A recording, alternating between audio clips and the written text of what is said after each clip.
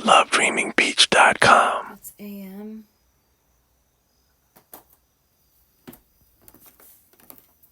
The kids are with their dad. I wanted to expand a little my painting. My other painting. Like, why does it matter that Trump essayed somebody?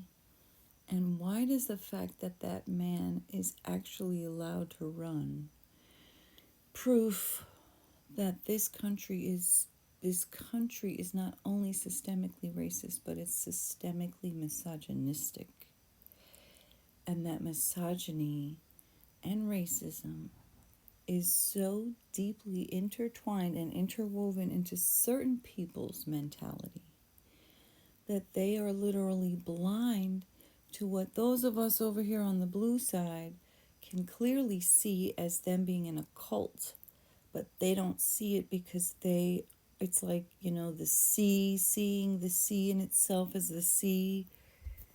Oh, that was super uncomfortable. Stay hydrated.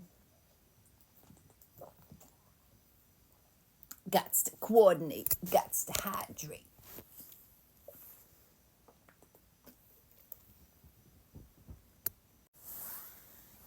So why is it deeply misogynistic that we're even allowing this man to run? Because any woman, or I should say any victim, hold on, I'm going to plug these other lights back in.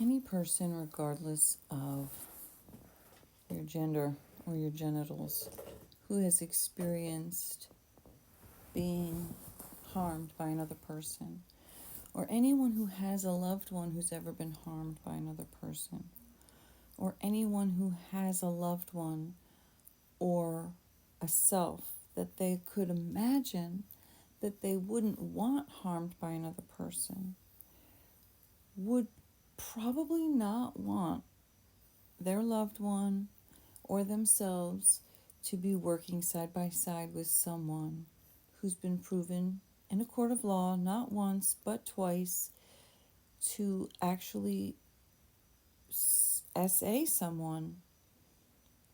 And that same person has had at least 26 other women coming forward to say the similar kind of thing happened to them from that specific person.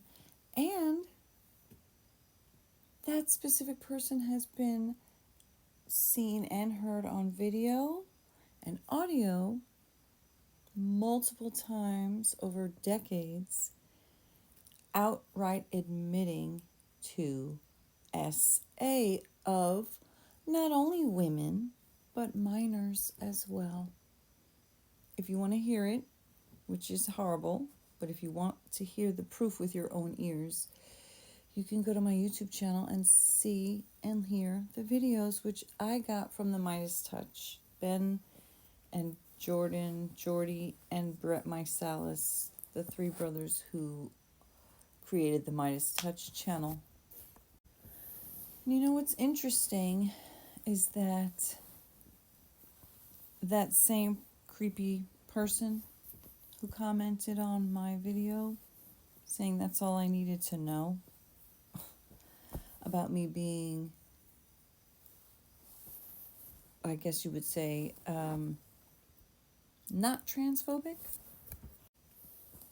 in a very condescending manner or tone that I read in the comment, oh dear, I wish you would get better sources, when the sources that I got were me listening to Donald Trump speak himself and forming my own opinion based on that, me listening to videos an audio of him directly saying stuff, me listening to that man's own words.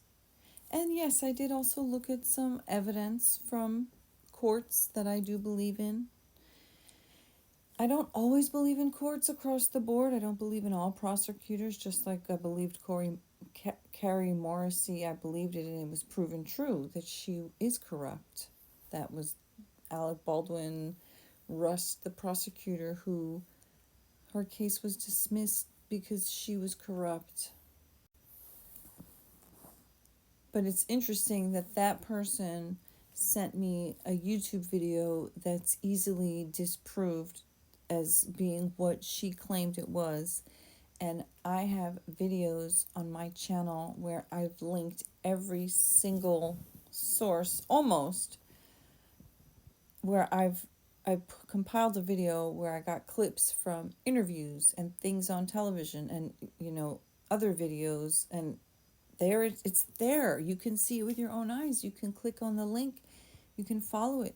It's like, so now we're just disbelieving things that are provable. And again, I understand we live in a world with AI, deep fake videos, lots of software. I just made a video where I put a whole bunch of different things flying around on the screen. It was a lot of fun, and it took me a few hours, but I feel like it really helps to emphasize my opinion of the piece. The point that I really want to get to before this video ends is that I feel like the simplest way to put it is that there's a clear and obvious divide between these two sides, okay? And one side seems to be, let's say the red side seems to be small-minded. They want to put their very specific fundamental religious beliefs into law, which is literally one of the most important parts of the Constitution that I care about, which is the separation of church and state and being able to live and worship free or not worship freely. And therefore, every hyper-religious thing that they're trying to make law, mind your own damn business, is not your place. If that's your way of living your life, then that's what you need to do. But you don't get to enforce your religious law on to us who don't believe that. So you've got one side that wants to keep women down, wants to keep people of color down, wants to keep people from other countries down.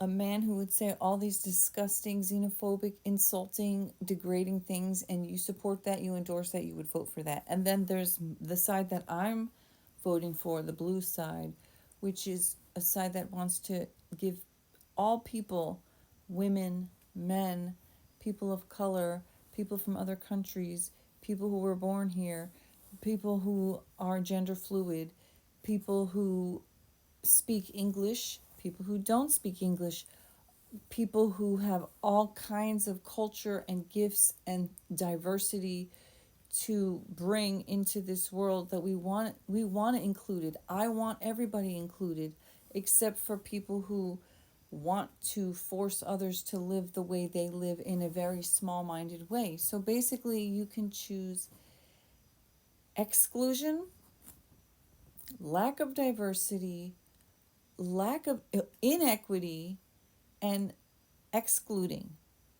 So the opposite of DEI, you have diversity, equity, and inclusion, where we want all kinds of people from all over the world, from all walks of life, from all mind states, from all ways of thinking and living and existing and being in harmony. And this side wants one tiny little group, one homogenous group, which is very dangerous in every sense. Go back and look at my other video, why homogeny is bad. Homogeny is bad in every way, and diversity and equity and inclusion is better and good and lovely. It's the right thing. So you can choose hate and small-mindedness, or you can choose love and inclusion. What did we get wrong in the 70s, the 60s, and the 70s? War was the wrong stuff. Love and togetherness was the right stuff. So you get to choose. Be a new hippie.